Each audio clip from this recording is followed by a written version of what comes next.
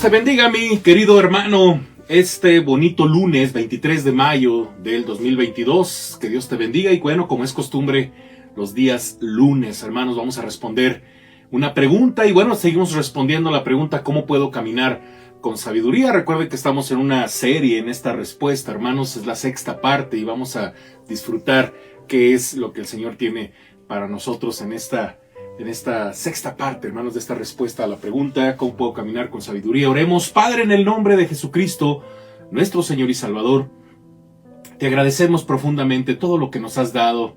Gracias por tu gracia, por tu perdón, por tus bendiciones, Padre, por todo lo que a lo largo del día nos das, porque eres bueno, porque eres fiel, Padre, porque nuestra vida está en tus manos. Queremos ser edificados por medio de esta reflexión. En el nombre de Jesús, Padre, que mi vida solo sea un instrumento de gracia en tus manos. Amén. Amén, hermanos. Y bueno, pues vamos a continuar, hermanos. Mire que acuérdese que hay un texto base con esta respuesta que está en el capítulo 2, versículo 4, que dice: si como a la plata la buscares y la escudriñares como a tesoros. ¿Cuál es la sexta parte, hermanos? Bueno, el sexto elemento, porque acuérdense que la respuesta es cuando ponemos en práctica los elementos de la sabiduría. Ya hemos visto varios elementos. Este es el sexto, hermanos, que dice observar el trabajo de Dios. Mire que qué importante es esto, hermanos. Para adquirir sabiduría en la palabra de Dios, hermanos, se nos desafía a estudiar el trabajo de Dios en el mundo que nos rodea. Dios, hermanos, nos llama a observar sus obras para que aprendamos sus caminos. Todas las criaturas, todas las leyes naturales, todos los acontecimientos, todos los seres humanos ofrecen una gran variedad de lecciones acerca de los métodos que Dios usa, los deseos de su corazón y la naturaleza del plan eterno de Dios. Hermanos, el mundo que nos rodea refleja la creatividad de Dios, su personalidad y naturaleza inalterables. No tenemos que ir muy lejos, hermanos, para ver que Dios ha hecho a cada criatura totalmente diferente. No hay dos filamentos de hierba o dos copos de nieve, por ejemplo, que sean exactamente iguales, como tampoco lo son los seres humanos.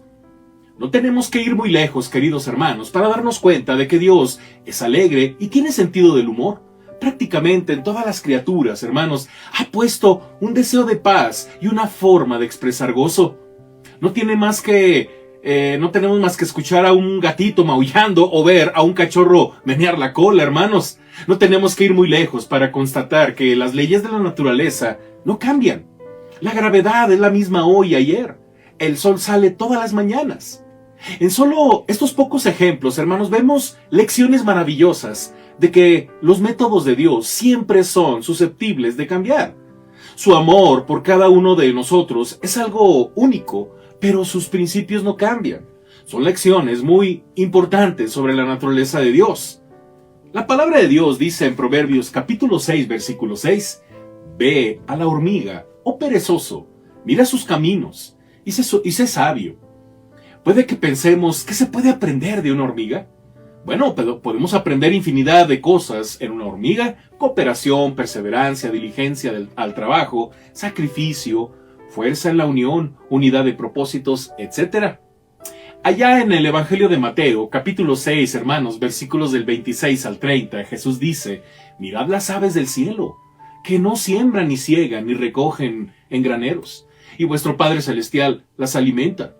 ¿No valéis vosotros mucho más que ellas? ¿Y quién de vosotros podrá, por mucho que se afane, añadir a su estatura un codo? Y por el vestido, ¿por qué os afanáis? Considerad los lirios del campo. ¿Cómo crecen? No trabajan ni hilan, pero os digo que ni aun Salomón con toda su gloria se vistió así como uno de ellos. Y si la hierba del campo que hoy es y mañana se echa en el horno, Dios la viste así, ¿no hará mucho más a vosotros, hombres de poca fe?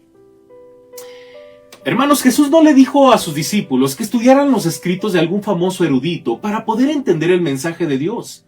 Lo que les dijo fue muy simple: miren a su alrededor, miren los pájaros y las flores. El mundo está lleno de lecciones sobre la provisión y la fidelidad de Dios.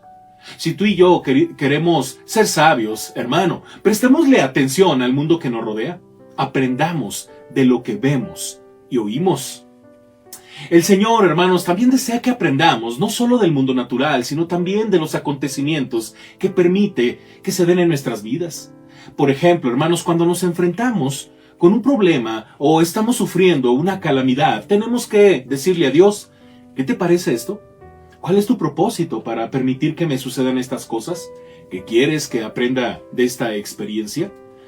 Puede que alguna cosa no nos parezca que es un accidente horrible, pero para Dios nada es un accidente, querido hermano. Nada sucede por casualidad. Dios no pierde el control en ningún momento. Aunque parezca, hermanos, que todo lo que el mundo es un caos, Dios todavía está a cargo de las cosas. Puede que algo nos produzca una extraña sorpresa, pero para Dios no lo es. No hay nada que lo encuentre con la guardia abajo. Puede que alguna cosa nos parezca una maldición terrible, pero Dios, hermanos, no le envía el mal a su pueblo de forma consciente. Dios nos conforta y nos guía en los tiempos difíciles y en las tragedias que resultan de vivir en un mundo en el que el maligno todavía actúa. Estudiemos, pues, hermanos, los acontecimientos y veamos la mano de Dios en todo ello. Recuerda, hermanos, hemos pasado mucho tiempo con una pandemia, ya hemos salido de esto, ya vamos de salida. Sin embargo, por ahí se asoman otras dos enfermedades que están asustando al mundo, ¿verdad? Que la famosa viruela del mono y la hepatitis infantil, una cosa que pudiésemos pensar, Padre, esto es un caos, pero hermano, que no se te olvide, Dios tiene todo bajo su perfecto control, y en medio de todo esto que pudiera parecer para nosotros un caos, Dios, hermanos, tiene un plan. Y bueno, hermanos, también Dios no solo desea que aprendamos de la naturaleza, de los sucesos y de la experiencia, sino también, hermanos, que nos convirtamos en estudiantes del comportamiento humano. Su palabra dice, el sabio teme y se aparta del mal, mas el insensato, hermanos, dice, mas el insensato se muestra insolente y confiado. Ahí en Proverbios 14:16. ¿No hemos visto evidencia de esto? Los que se rebelan contra Dios, hermanos, suelen ser personas arrogantes y que se enojan con facilidad. Por otra parte, los que sirven a Dios no buscan ambientes malos o se asocian con gente mala, sino que se apartan del mal. Estudiamos a las personas, observemos a los que consideramos sabios. ¿Qué puedo aprender de ellos? Miremos a los que a los que le parecen necios, hermanos. ¿Cómo es su comportamiento? ¿Qué se puede aprender de ellos? Observemos no solo lo que la gente tiene y hace, enfoquémonos más bien en cómo son sus vidas. Observemos cómo reaccionan ante las tragedias y catástrofes. Estudiemos su carácter. Proverbios 1, versículo 10 dice, Hijo mío, si los pecadores te quisieren engañar, no consientas. Los versículos que siguen ofrecen ejemplos de cómo operan los pecadores. Acechan para ver a quién le pueden robar o destruir. Pero, ¿qué pasa cuando la calamidad los azota?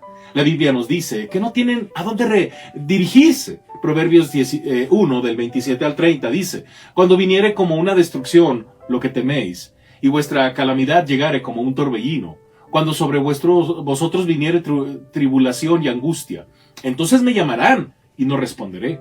Me buscarán de mañana y no me hallarán, por cuanto aborrecieron la sabiduría y no escogieron el temor de Jehová, ni quisieron mi consejo y menospreciaron toda represión mía.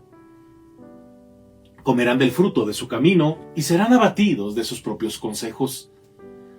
¿No hemos observado esto, hermanos? ¿No conocemos a gente o hemos oído de gente que abiertamente rechaza a Dios y trata de conseguir todo lo posible a expensas de otros, solo para convertirse en ancianos tristes, solitarios y amargados?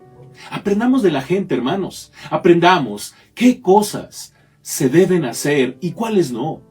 ¿Qué pasa cuando una persona, por ejemplo, no aporta nada para la obra de Dios? ¿Qué ocurre cuando no lo hace? ¿Qué sucede cuando una persona deja de orar o leer las Escrituras? ¿Qué pasa cuando una persona invierte tiempo cada día en orar y en leer la Biblia? ¿Qué le acontece a una persona que deja de asistir a la iglesia regularmente? ¿Qué le ocurre a los que no solo asisten con regularidad, sino que también se involucran activamente?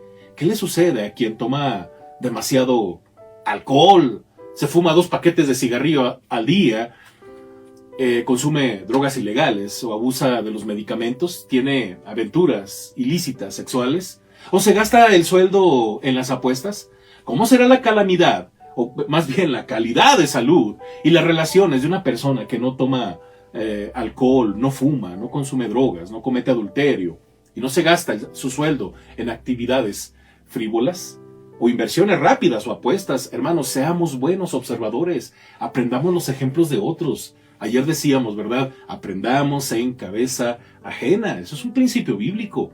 Pablo le dijo a los corintios, aprendamos de los que se quedaron postrados en el camino en el desierto, camino a la tierra prometida. Hermanos, Dios nos hace sabios a través de todo su trabajo. Pero es importante verlo, es importante, hermanos, observar qué es lo que Dios está haciendo en otras personas, a través de la naturaleza, a través de las circunstancias que ocurren. Dios está en medio de todo, hermanos. Aprendamos a ver cómo lo hace de manera poderosamente y seremos sabios, hermanos, porque en todo eso está su sabiduría. Oremos. Padre, gracias en el nombre de Jesucristo, nuestro Señor y Salvador, porque la manera en la que nosotros podemos ver nuestra realidad y todo lo que nos ocurre alrededor, Padre, tiene un propósito. Ayúdanos a aprender a ver tu obra maravillosa, Padre, en el nombre de Jesús, para que seamos sabios y también aprendamos de otros, mi Dios, las cosas buenas que tú estás haciendo en sus vidas, en su vida espiritual, en sus familias, en sus iglesias. Padre, a ti sea la honra y la gloria en todo, mi Dios, y por siempre, en el nombre de Jesús. Amén.